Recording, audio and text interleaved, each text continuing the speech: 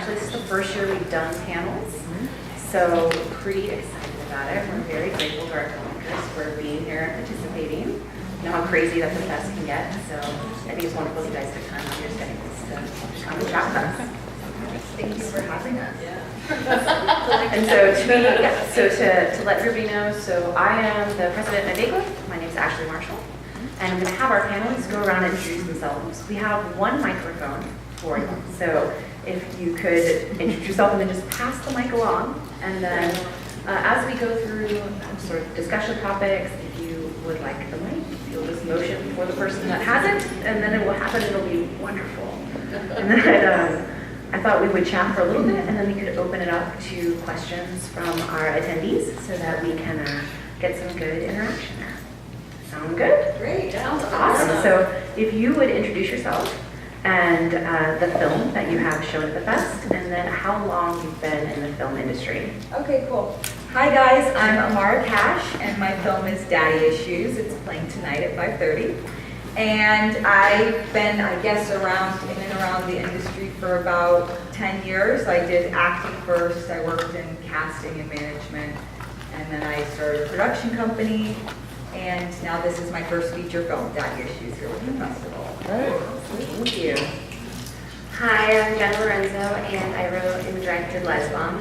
And I have been in the industry, I guess, like, I mean, the first couple of years, it's like, does that count? Yeah. I would say like 10 years and 8 intelligently. Or Hi, I'm Melissa Haislip, and I'm really excited to be here. My film that I produced, directed, and wrote is called Mr. Soul, and it's screening right now. I just introduced it. It started at 3:30, then I ran up here. And I've been working on the film itself for 10 years. We finally finished it after 10 years. Right. And I've been, started my production company in 2009, but before that I was working in film, television, and theater for about 25 years. Hi, I'm Lisa Donato, and I am here with 3 films. I wrote and directed Foxytrot. It's in the comedy shorts. And I directed There You Are, written by Jen Richards, and that's in dramatic shorts tonight at 8 p.m. And I also executive produced 01 by Nick Neon, and that's also playing tonight in the dramatic shorts. And I have been in the industry for 4 years. So I left an advertising career, commercial advertising, and pursued my dream. So 4 years ago. Hi, I'm Andi Timoner. I'm here with Mapplethorpe, which is the first scripted film that I have produced successfully so far. I've been working on it for 12 years. I wrote 58 drafts and was at the altar many times with different cast and different financiers. And finally, 10 days before we lost the rights from the Robert Mapplethorpe Foundation, we were funded last summer. And I directed the film, produced and edited, wrote the film. But I'm known for documentaries. Dig and We Live in Public, probably most notably, which won Sundance. Brand, A Second Coming, which opened South by Southwest. And I'm currently shooting a film about the opioid epidemic across America. I think we gotta... They're like lightsabers. yeah, we're gonna find this out later. Y'all are busy. Awesome. Well, thank you again for being here. I'm curious if any of you have met prior to this. Have any of you worked together before? No? Are you we all haven't worked together, but we've seen met at festivals this year, yeah. on the circuit? Stuff. Awesome. Okay. Hawaii. We did. What? We did. I actually want to hear that. Tell the story and take the mic. We were on like the biggest panel ever. If you think this is a lot of people, what was it, like 17 people or something? Yeah, it was just, yeah, it was hilarious. It's called the Rainbow Fest in Honolulu, and that's where we met. And I liked her energy and took her to lunch the other day. We got to know each other, so bonds can form through festivals for sure. It's a good thing. It's a really good thing. Excellent. Okay. Well, and along those lines, so there's there's been a lot of talk around the Me Too movement. There's been a, apparent coming together of female filmmakers, female talent in the industry. I'd love to open it up to you guys. Have any of you seen a big impact on your career, on the challenges that you face from this movement? Or have you seen a coming together of relationships that had maybe not developed prior as a result of these conversations that are happening? Staring at the mic, holding the mic. That's true. I mean, I think my personal experience with the Me Too movement is that it has, I think one of the things that I struggle with, that I know women that I've talked to that struggle with, is that we feel like there's not enough room, and that's been a recurrent theme. And I think movements like that demonstrate that there's plenty of room, and I think that's really important to create from, and to have the freedom to know that there's more room for all of us to take space. Me Too movement for me personally is I want to tell my story and know that there's a platform waiting and wanting to hear more stories from that movement. So.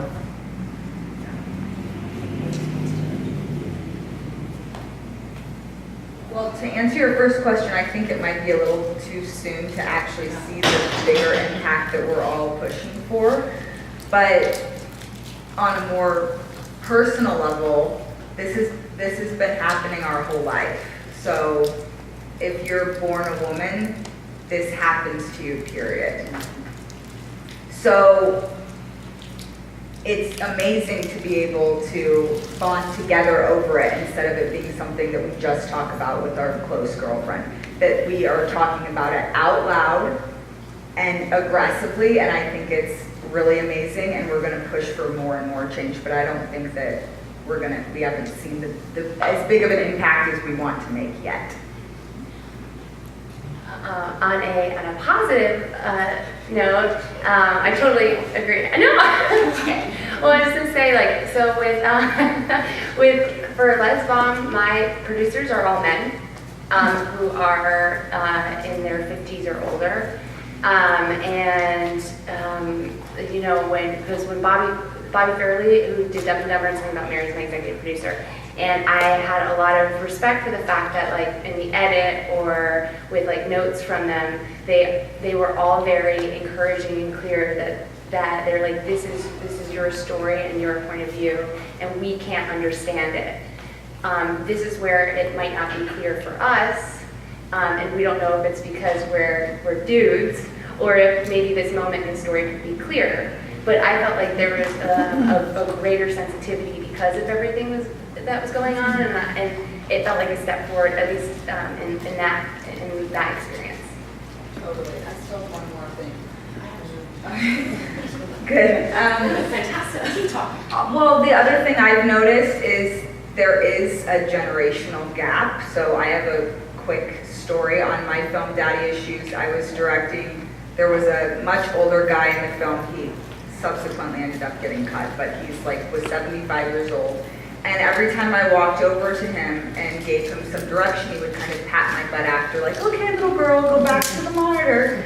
And it's awful, but the great part about the story is I looked over and saw my gaffer and DP watching the whole thing, and they were 23 years old, just out of high school. They were mortified.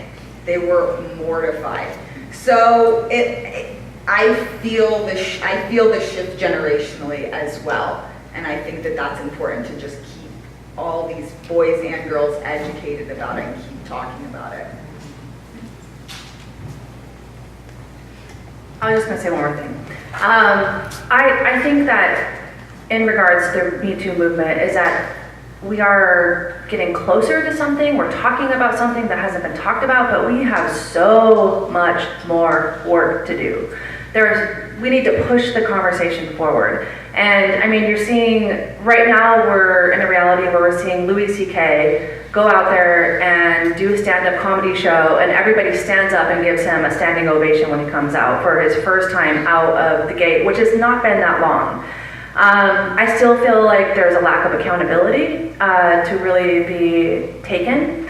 And I think that, if you look at the numbers of assault and abuse and harassment, there's a large population that is getting that, and it is by gender. And if you think of it that way, that makes, half the population wrong.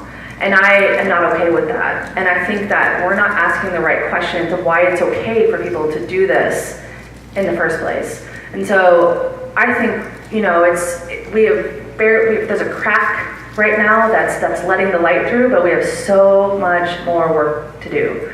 I'm thankful for it, but we can't stop talking about it. And so, yeah.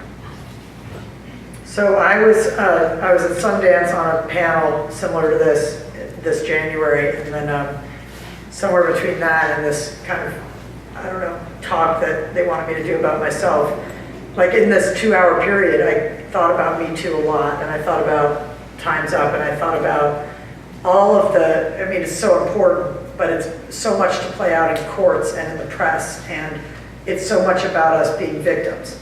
And I was just thinking about all the women that I know that kick ass, and are doing incredible things. My sister's this incredible rebel rabbi, activist rabbi leading Reform Judaism and getting arrested in front of Trump Tower. And, and I just know so many fellow filmmakers and people like Megan Smith, who's America's first female CTO, and just all of these people working across entrepreneurship and science and government and the arts. And I thought, I've made this talk show for years called BYOD, Bring Your Own Doc, about documentaries. So I thought, I'm going to start a talk show that's also a live event where we can bring together all of the thought leaders and sort of turn Me Too into We Do, if we can.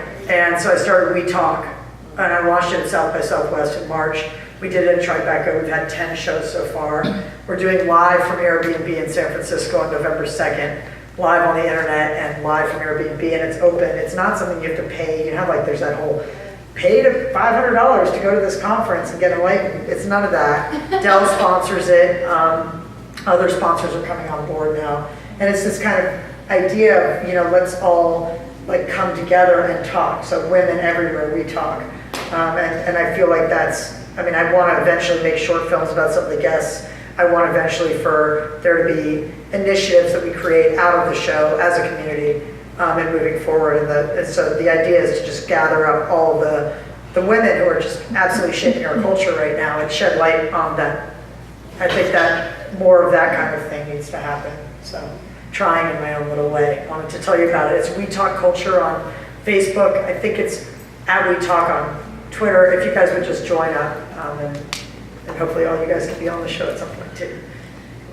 Awesome, thank you.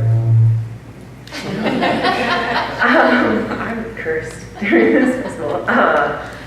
So actually, in light of that, I'd like to reframe the next topic that I had. So what I wanted to originally ask was, as a female filmmaker, what's your biggest challenge in the industry? But I'd like to instead frame it as, what do you feel gives you a unique advantage as a female filmmaker? Okay, yeah. I love that question because I was just chatting right before this, and I was thinking, well, gosh, I've always loved being a woman, and I've always loved having a feminine point of view, and I've always loved my femininity. And so I grew up thinking that it was good. I liked being a girl. And then you grow up and you realize the numbers and you realize what's actually going on. And it's hard to then talk about it. You're a woman, talk about it, But for me, I love this question because I have so many strengths because I'm a girl. All of my beautiful color palettes and fashion and the femininity that's in my films, it's just coming from me. And it's beautiful. That's one thing I can say about my work. I'm still fine-tuning a lot, but I can be very proud of that. And it's because I'm a feminine woman and love it. So thank you for the question.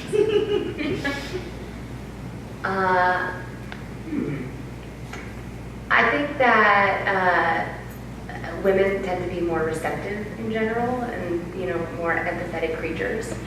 Not all the time, but I think that what made me want to tell stories is because I was so deeply curious and attracted to like everyone else's stories, and I think being receptive and empathetic sort of allows you know, you to sort of absorb energy and try to process it and then creatively interpret it. And I think that sort of fluidity oftentimes comes more natural to feminine energy. Yeah, definitely co-sign there on the empathy and everything. And also, you know, I get that question a lot, and then I also get the black woman question a lot, as if like, it's hard enough to be a woman, how hard is it to be a black woman? And I always have to sort of correct that gaze and say, let's not look at it from a disadvantaged point of view and not as a struggle point of view, because we all know black culture has come through the lens of struggle. But it's really more about, you know, celebrating and enlightening folks and being inclusionary, you know. So whether it's, you know, about my other film was an LGBT film about a mother who didn't accept her transgender child, and it was a Mexican woman, and it happened on Dia de los Muertos. It's called You're Dead to Me. And what I realized was because it was from a really feminine and feministic point of view, but then turning it on its head because the son wanted to be a daughter, and the daughter became a son. So it's a little complicated, but in terms of always being asked, you know, what is it like being a woman, and whether you're a black filmmaker or a black female filmmaker, you have just a unique perspective anyway. But I think with what's happening with the movements now, being able to emerge past that is that we have so many layers of complexity. And as women, when we're directing, producing, you know, working with an all-male crew, which I don't, I always have a very inclusive crew, but just finding the ways of seeing through all those complexities and bringing that out with the empathy and working with people with the interviews, that's a unique thing that we have as women, and I think we celebrate that. So I try to have that empathy and complexity in all of my work.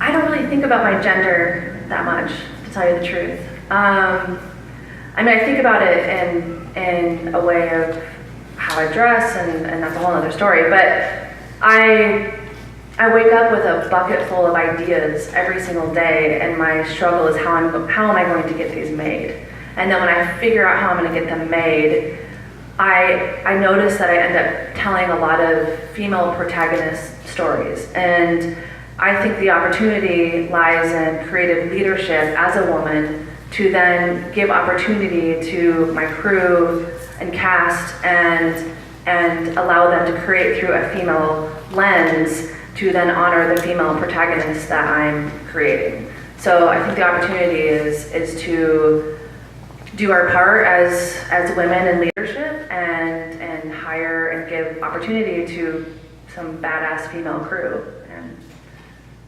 yeah, Foxytrot was made with an all-female crew in Austin, and that was really, really hard.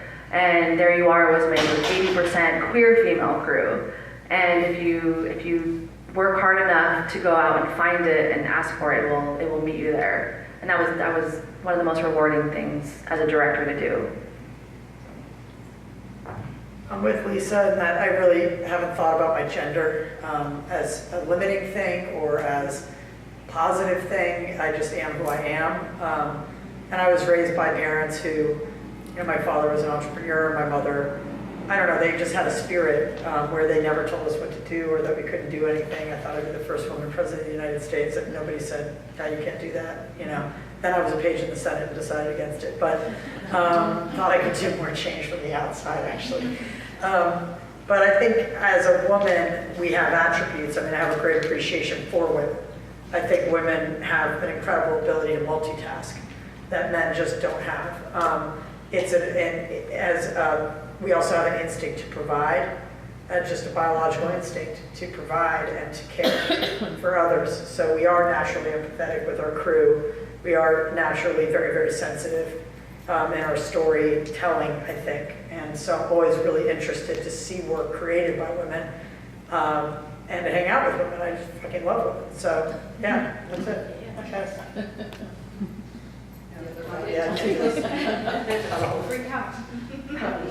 So Lisa, I want to visit something that you mentioned. You mentioned having a crew of all women for Foxytrot and 80% queer women for There You Are.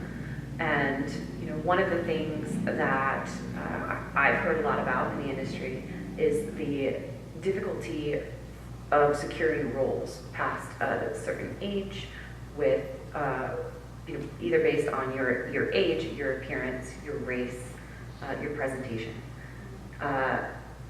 Do you feel like, you know, both on the production side, but then also on the acting side, you know, are there major challenges that are faced by women for those roles? Is there enough space for them? One of the things that you mentioned was, you know, space within the industry. Can you talk a little bit about that, or anybody?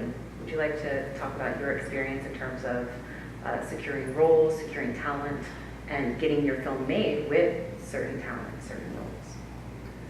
Yeah, absolutely. There's definitely a disparity in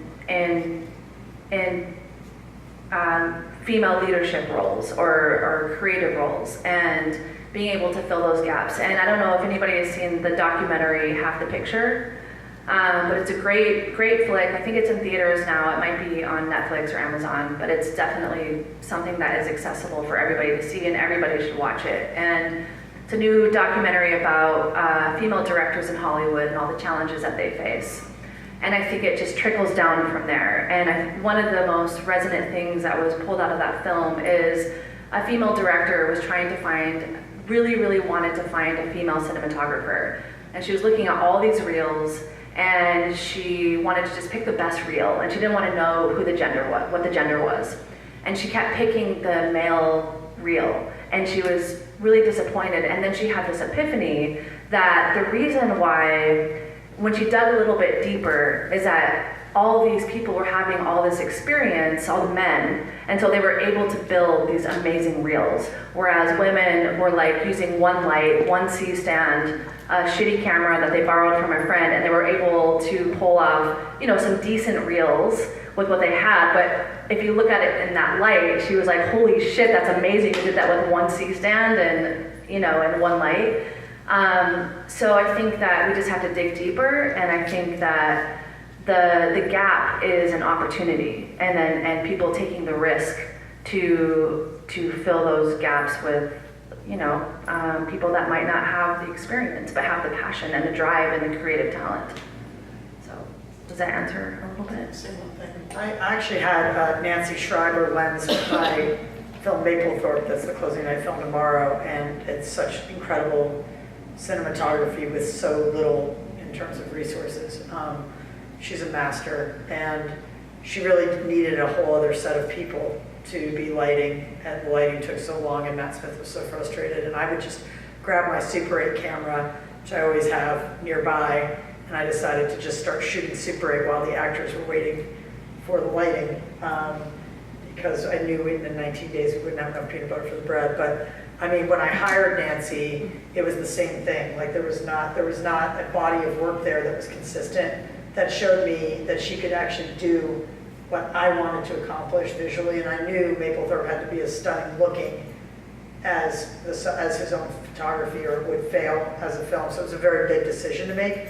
But I also felt like there was this ceiling that had held her down. There was this inconsistency of resources, and that's why she wasn't able to accomplish it. And so I hired her, and she totally knocked it out of the park. So I just want to say that. All right, I'd like to talk about Mr. Soul. You said that it's been in the works for 10 years. You worked on this. Yeah, 10 years. Can you talk about the process of getting that produced and developed, and what what was the 10 years? Yeah. A couple of things. Part of it had to do with funding. We wanted it to be by the people, for the people, and because it's about a show that was on PBS from 1968 to 1973. In fact, today, did I mention this already? Today marks the 50th anniversary of the show. The first episode aired on September 8th, 1968, so that's 50 years today. So I'm so excited, and it's about Ella Selig, who was this amazing gay icon, pioneering host of the show. And it took a long time because, first of all, nobody knew who I was, so they didn't want to get behind the story. Black, female, unknown director, kiss of death. But I had to keep continually making people believe in the story. And once I started writing grants and getting that kind of attention, and getting, we got a big grant, over $500,000 from the National Endowment for the Humanities, which took forever to get. I must have written like 10 drafts of it and had 3 rejections.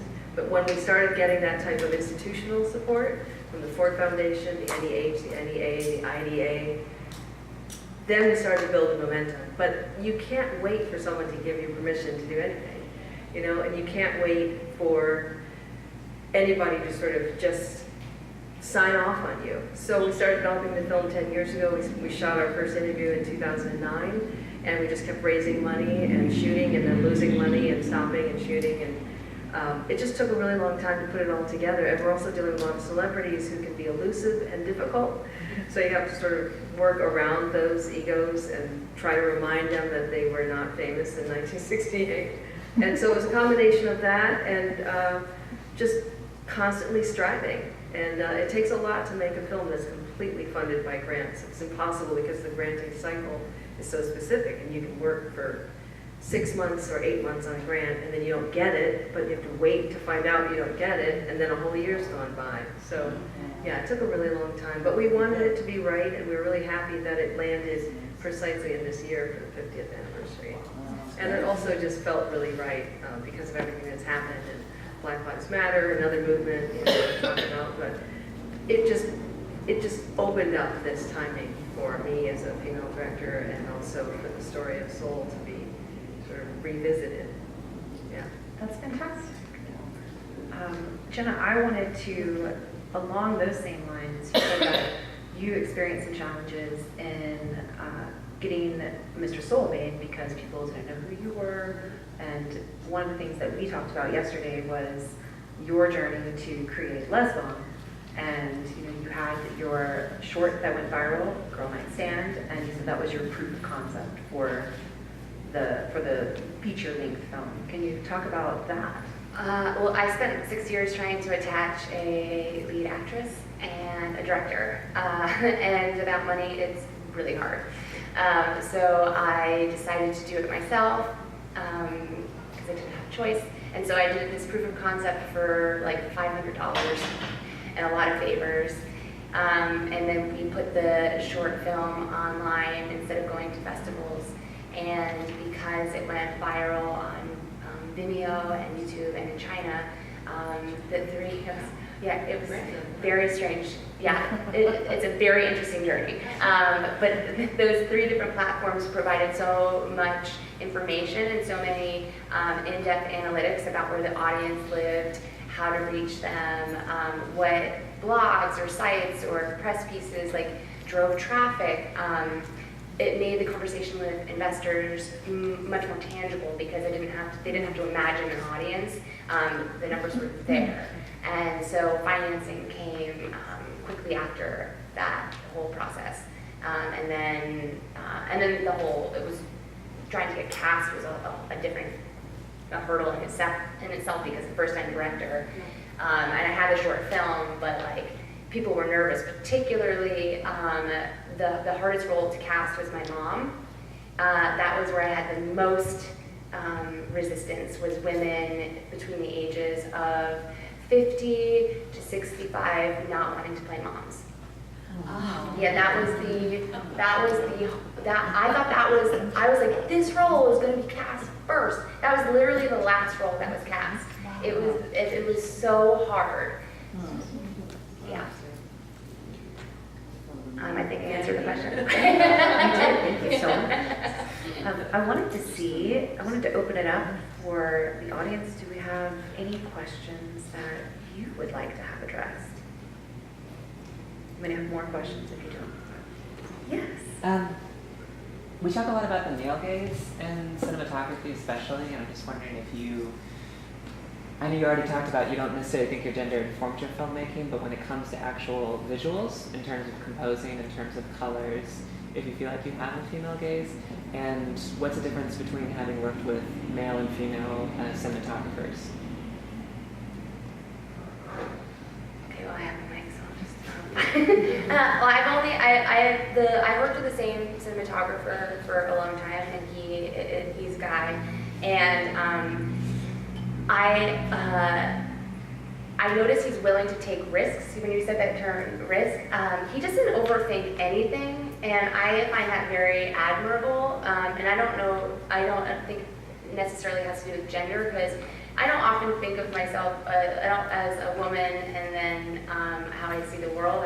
I've lived with men as roommates most of the time, so sometimes I feel like I connect with that energy. But in terms of like how I see the visual being told, I noticed that taking risks, he's more willing than I am. There's a hesitancy, and I don't know if it has anything to do with gender, but the analogy that I keep thinking of is when I used to go to improv shows. I used to notice that that male energy was kind of more willing to just like jump on stage, say something, and like fuck it if it's really bad. But there was like this reluctance with a lot of the women, and they used to talk about that in the improv class. And like I wasn't a big improv person, but it always stayed with me when I was on set, like looking for that hesitancy and if it was a gender thing. And I haven't come to anything conclusive, but I feel like I'm always looking for that, like who's willing to take risks and try and be inspired by that. And having worked with my DP for so many years, I've learned that lesson. I'm not really sure if I answered your question, but.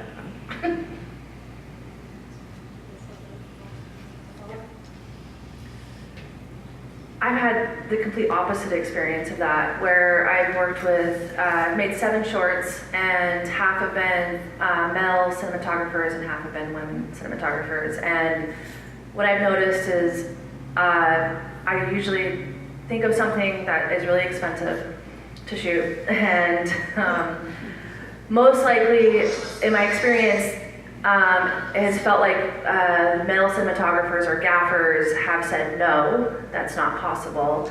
And I think that a lot of times, because I am a self-taught filmmaker, that they'll use my experience against me, and I won't know that that's not possible, and that's really frustrating because I know it's possible. And whereas when I've worked, the last 2 or 3 shorts that I've made have been female cinematographers, and I'll say, this is what I'm thinking, I don't know how to do it, and they will do everything possible to make that happen. And I think it's probably comes from the same place of they want to prove themselves. They have a more of a willingness to maybe prove that they can do that, and there's an opportunity to do something maybe a little different than just coverage.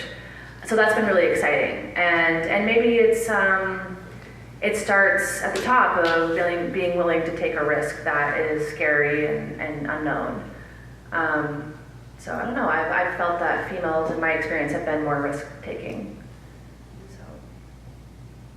Also in my experience, I feel like working with women, there's an incredible sense of family and camaraderie, because we all know how hard it's been to get where we are, whether it's struggling because you're unknown or struggling because there's patriarchy vibe going on or whatever. But I've always tried to hire as many women on my crew as possible, and sometimes it's not possible, but I always make that effort. And so like when I was working with Michelle Lawler and Wu Sang, we had like this major crew, and just the feeling like we're gonna get it done no matter what, and we're gonna stick together, and we're gonna, even if it's going late, it's just a different energy that when women are supporting you.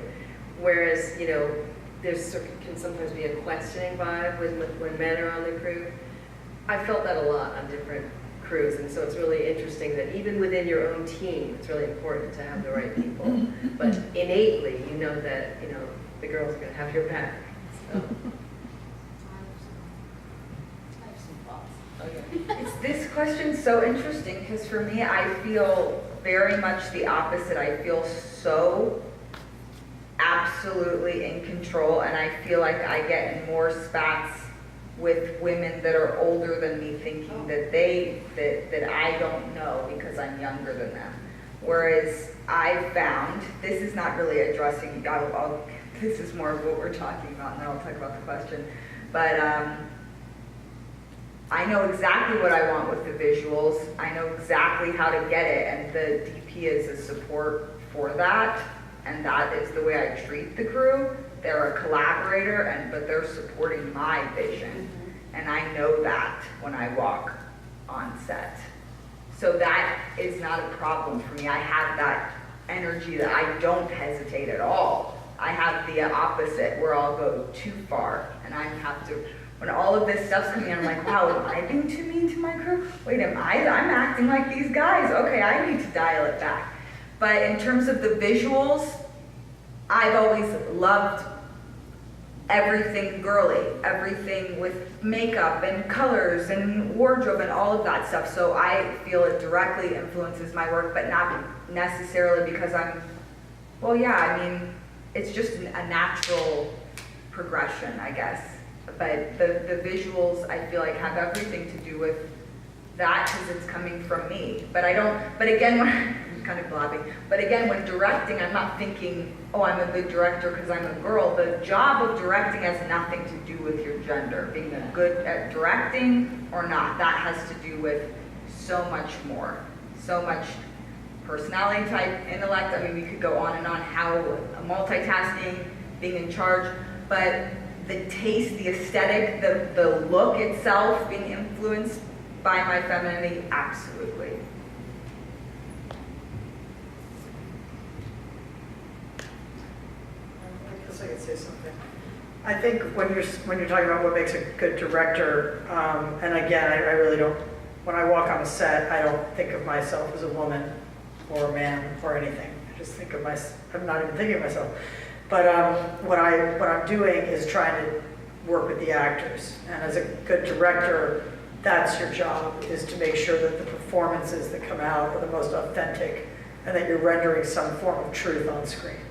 So that's my focus. And I think as a documentary filmmaker, working with a lot of very, very troublesome, I call them impossible visionaries, sort of genius, troubled people, subjects. I've had a lot of training in working with fiery personalities and with people who are up and down and who have vision themselves. And if you got a really great actor, someone like Matt Smith, for example, who played Robert Mapplethorpe, he has a point of view and he has a take on every line that I wrote, and every line better make sense to him, or he's not going to perform it. And he would have his way of wanting to do it. I would have my vision of what I wanted him to do. And I feel like more than being a woman or a man, my experience of documentary filmmaking allowed me to really work with him to get the most authentic takes, and to get different takes, and to make it a free enough improvisational environment that people felt free to play and to bring different things to each take. Not that we had any time for more than 2 or 3 takes, but he would do it my way, he would do it his way, he'd do it my way, and then he'd do something surprising for both of us. And that was kind of the way we went about it. And I think that's really important when you're talking about directing. It's more than anything else. Yes, be nice to your crew. Absolutely be grateful to your crew. Don't take any shit from anybody. And they will give you that as a woman. That happens to everybody, but it really happens to women. Whether it's a pat on the ass or it's just somebody not quite doing what you want fast enough or something. I believe it does happen quite often to women. But you know what? We wouldn't be in this if we were like, faint of heart. You know what I'm saying? So it's like, come on, like we just make it, what you do is actually you call them to task in front of the crew. If they ignore you or they do something, you stress the schedule and how you need them to be a team player. And you don't have to talk about being a woman, but you do it in front of the crew so that everybody understands you're not shying away from that and that you see that. Absolutely. But your focus is the actors. That's what I think. That's my take. Yeah, that reminds, I think that, obviously, I don't know if you've seen the movie, but I had some, old school actors who have done well for themselves and have a level of confidence which they are entitled to at this point in their career. And I feel like the first day on set, there was, when I met some of them, there was a little hesitancy because they thought, Cloris Leachman told me I was too young to direct her. Until I was very clear that I had a very specific vision and I knew what I wanted out of every single scene. And I think that once that confidence was demonstrated, then there was confidence in me. And then they felt like that they had a freedom to be creative because they would be staying within the lines that I was, wanted it to be colored. But I think that once there was this like clarity that there was a very clear way I saw it, that confidence and that shut down the reluctancy that that I felt, in the dressing room with the first meet and greet friend. Yeah, you gotta prove it. Yeah. And then, just on the other end of things, you don't really realize how impactful the work is that you've done in being yourself or being a director until someone comes up to you. I've had this happen time and time again on their film festival circuit where young women are coming up to me, young, like 20, and young women of color especially, with tears in their eyes. And I'm saying, well, I'm glad you like the film, but they're like, no, you don't understand what you're doing. And I'm not thinking about that because we've been in the trenches for so long and we've been editing for 2 years. But when they say, you are making an impact because you're a woman and this is what you created and what you're bringing forward, that you're actually inspiring somebody else, a new generation of women to be emboldened. I keep forgetting that because I sort of take that for granted as I'm just trying to get the shit done, and getting a film made is a miracle. We all know this, right? But to see young people coming up and saying, thank you for just being a woman in this space and making me feel, meaning the woman, like I can do this now. I never anticipated that. It's not an ego thing at all. It's just like, oh wow, okay, that's good then. Then what we're doing is really important. I have something to say on that. I had no idea because I gave birth to my son the week I finished my movie Dig, and had no idea what impact it would have that I was just like breastfeeding on the road for 2 years. Like I'd pop him off the breast in Paris or something and do a Q&A and pop him back on. I just did that all over the place from Sundance on for like 17 countries and over 150 airplanes. And then I started getting this feedback of like, I feel like I can do it now. I didn't know if I could be a mother and be a filmmaker at the same time, and now I realize I can. So it really is kind of that idea of you just do it. You just do what you're going to do no matter what, and then that example is set. That's it. I think that's amazing. Actually, so along those lines of, the younger generation or people that are getting into the industry, would you each please, give advice? What would be your one piece of advice to give to a woman who is looking to get into the industry or is in now and trying to maintain that dedication and that strive to be successful?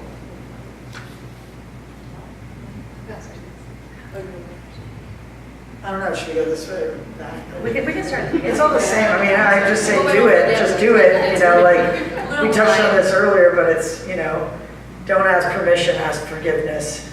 And just, that's a rule for everybody.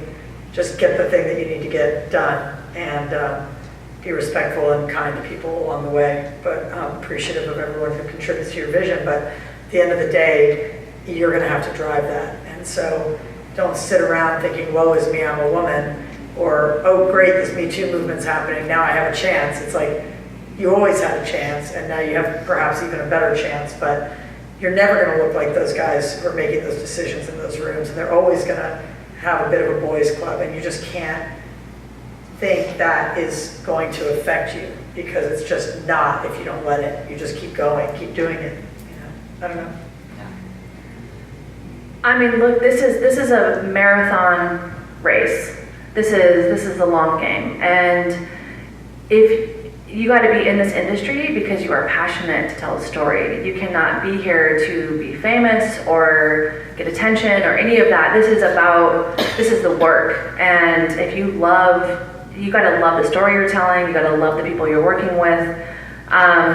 And because that's going to carry you through this long journey, and meet you on the other end, and you're going to be so thankful that you chose a story that you believe in and that you love. I mean, that's number one. Number two is you got to get really comfortable with rejection.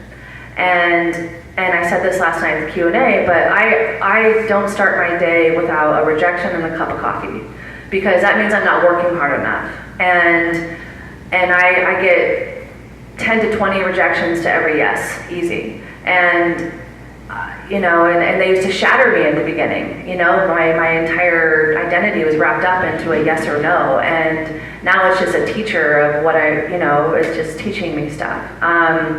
And build a body of work that you're proud of, and fight like hell, be a squeaky wheel, and so much. But you just gotta love this industry to make it to the other side. One more thing, on the rejection thing, just turn towards the open door. Like if you get rejected, like that. I mean, I guess you said it's a learning thing, but I'm like, you know, oh, it didn't work out. It's not meant to be. And you move towards the thing that is happening, you know? Yeah, co-signing on that, especially the rejection thing. I used to say to myself that a no, I would just add T-Y-E-T. Not yet. But because especially when you're writing grants and trying to get people's approval all the time just to do what you need financially, like that can be a real bear. And for example, one example, I applied for this thing through the Tribeca Institute for Tribeca All Access, which originally was about emerging filmmakers, but it really started with black filmmakers, and then it became, you know, emerging filmmakers, basically anybody who's not white. And, but I applied for it and other grants through Tribeca 17 times and got 17 rejections for the same project. 17, okay, over a period of 5 or 6 years or something. But I kept knocking on that door, barking up that tree, and no, it was just no, no, no, no, no, no, no, no, no, all the way up the scale.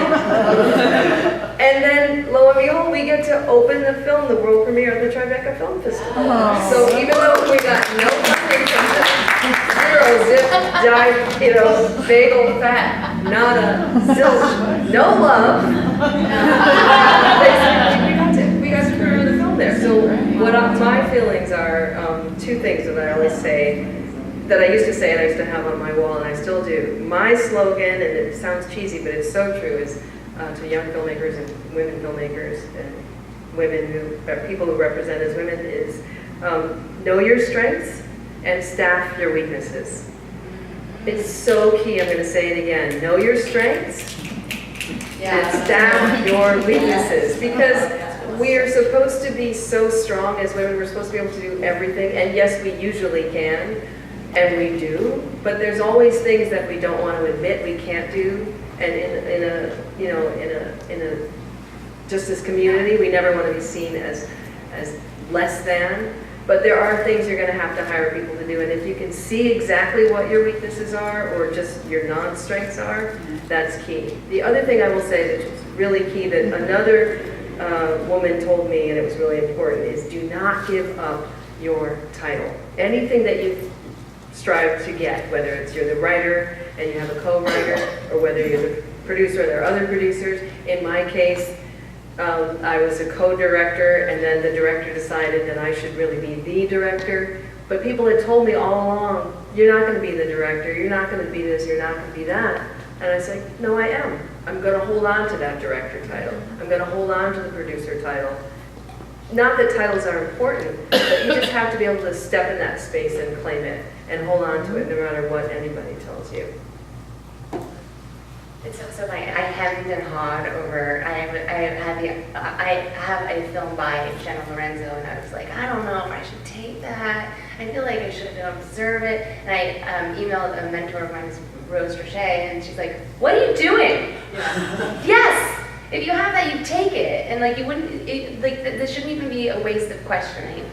It would be surprised. Yeah, and it was. I'm glad that she said that.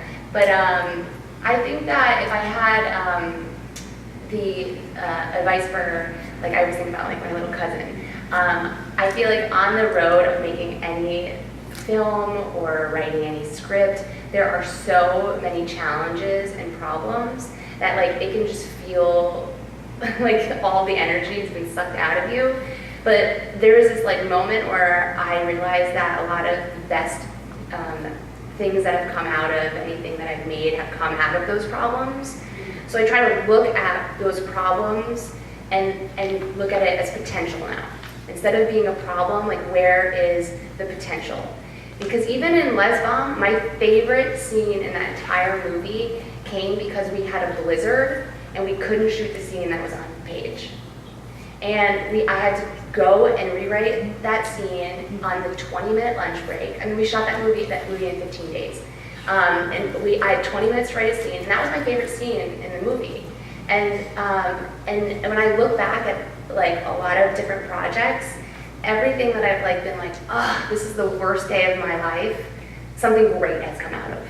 You know, it's like that initial blow, it's a challenge.